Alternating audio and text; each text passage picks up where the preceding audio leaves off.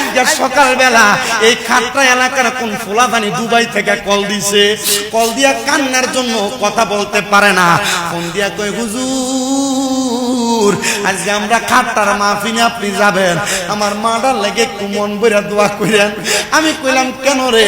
তোমার মার জন্য না, আমি তো সব প্রবাসীদের জন্য দোয়া করি। তোমার মার কি হইছে? ওরা কই হুজুর আমি বিদেশ আসার অল্প কিছু দিনের মধ্যে আমার মা ইন্তেকাল করছে। হুজুর আগে বাড়িতে ফোন দিলে আমার মা আমার জাদু করে কথা কইতো, আমার মা বাবা খাই তুমি বারবার জিজ্ঞাসা করতো, টাকা পয়সার দরকার নাই, তুই ভালো করে খাইয়া দেয়া বাইচা থাকিস, এই কথাটা বারবার বলতো। আমার মাটা মরে যাওয়ার পরে আমার কেউ একবার আমার মার মতো জিজ্ঞাসা করে না, আমার কেউ জিগায় না। সন্তান আগে বাড়িতে এক বেলা খানা না খাইলে মা তোমার বারবার কইতো কিরে পেটটা দি পিঠের লগে লাইগা রইছে। এখন মা কবরে 2-3 বেলা না খাইলে কেউ তোমার একবার জিজ্ঞাসা করে না। এ সন্তান তোমার মায়ের মতো আপন তোমার দুনিয়াতে কেউ নাই। তোমার আব্বাকে তোমার দমক দিয়া বাড়িতে নিয়ে যাইতো, কোন অন্যায় করলে বাপ বারবার ডাক দিত, তোমার কাছে মনে হইতো বাপ মনে হয় কানের কাছে ঘ্যান ঘ্যান করে। সন্তান রে বাবা মারা যাওয়া সন্তানটারে জিগাও, এখন তারে কেউ একবার ডাক দিয়া বাড়িতে নেয় না, কেউ তারে দমক দেয় না, এখন তার কাছে তার জীবনটা জীবন মনে হয় না। এই সন্তান তোমার বাপ মা তোমারে বড় কষ্ট করে মানুষ করছে। আব্বা জান ঈদের দিনে নতুন কোন জামা কাপড় কিনে নাই, তুমি সন্তানরে নতুন জামা কাপড় কিনা দিছে।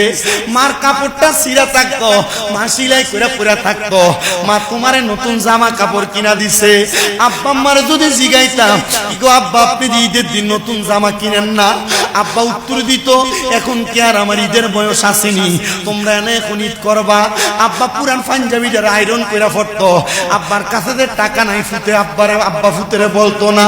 কিন্তু সন্তান এখন তোমার ঘরে টাকার অভাব নাই, ব্যাংকে টাকার অভাব নাই, আব্বারে 500 টাকা দিয়ে কিনে একটা লুঙ্গি পরাইতে পারো না, আব্বা কবরে কিলা বইব রে?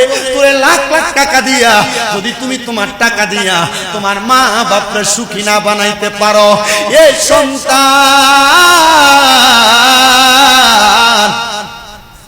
হে আমার কাট্টার বাবারা, তোমার মা তোমার কাপড় রাস্তার ভিতরে বাইন্দা 10-20 টাকা রাইখা দিয়া দিছে, আজকে মা কবরে শুয়ে রইছে রে, তুমি তোমার আম্মা জানরে একটা কাপড় কিনা পরাইতে পারো না, তোমার আম্মা আব্বা কবরে শুয়ে রইছে। অনেকেরই তো প্রশ্ন হুজুর মা বাপ যে মহিরা গেছে গো, আমি আমার মা বাবার জন্য কোনো কিছু করতে পারবো নি, আমার মা বাপ মারা যাওয়ার পরে আমি সন্তানের কোনো দায়িত্ব আসেনি। এটা আমার প্রশ্ন না, এটা নবীর সাহাবায়ে কেরাম আমার নবীকে প্রশ্ন করছে। বনি ইসরাইলের বনু কুরাইশের একজন লোক আইসা আমার নবীরে প্রশ্ন করে, ইয়া রাসূলুল্লাহ হাল বাকিয়া মিন বিররি আবওয়াইয়া শাইউন আবার রুহুমা বিহি বাদা মাউতিহিমা। ইয়া রাসূলুল্লাহ আমাদের মা বাবা মারা যাওয়ার পরে কোনো দায়িত্ব আছে কিনা? সাহাবায়ে কেরাম আমার নবীরে প্রশ্ন করে, আমার নবী কয় কলা নাম, হ্যাঁ অবশ্যই দায়িত্ব আছে। ইয়া রাসূলুল্লাহ আপনি বলেন না দায়িত্ব কোনটা? আমার নবী কয় আসসালাতু আলাইহিমা, তোমার মা বাবা মারা যাওয়ার পর তোমার 1 নাম্বার দায়িত্ব মা বাবার জন্য দোয়া করা। কিন্তু বাংলাদেশে বহু মৌলবী সাহেব বাইরেছে, মা বাপ মারা যাওয়ার পরে জানাজার নামাজটা দিয়া লাশটা কান্দে লইয়া গুড়গুড়ে কবরস্থানে যায়, যদি কয় দোয়া করেন না কেরে, কয় বেদাত বেদাত। এই বেদাতটা মৌলবী, তোমার দাঁত নাই বিজয় তুমি বেদাত বলো। আমি সন্তানের দায়িত্ব আমার মা বাপ মারা যাওয়ার পরে মা বাবার জন্য দোয়া করা। তার একটা হাদিস শোনায়া দিবেন, আল্লাহর নবী কয় আপনারা যারা কয় জানাজার নামাজের পরে কোনো দোয়া নাই, নবীজি হাদিস শরীফ কয় ইজা মারহাবা কইতেন না হযরত কোন মারহাবা আন আবি হুরায়রা রাদিয়াল্লাহু তাআলা আনহু قال قال رسول الله সাল্লাল্লাহু আলাইহি ওয়াসাল্লাম। হযরত আবু হুরায়রা হাদিস বর্ণনা করে, তিনি বলেন আমি আমার নবীজির জবান মোবারকে বলতে শুনেছি, নবী আমার কয় ইজা সাল্লাইতুম আলাল মাইয়িতি ফাখলিসু লাহু দুআ, ভাঙ্গা ভাঙ্গা বইলা দে। আল্লাহর নবী কয় ইজা যখন সাল্লাইতুম তোমরা নামাজ আদায় করো আলাল মাইয়িতি মৃত ব্যক্তির জন্য, ফাখলিসু লাহু দুআ অতঃপর তার জন্য দোয়া করো। আপনারা বলেন এখানে কি জানাজার পরে দোয়ার কথা কইছে না মাটি দাওনের পরে? জানাজার হাদিস কয়ে দিলাম, যে মৌলবীরা কয় জানাজার পরে দোয়া নাই, বেদাত।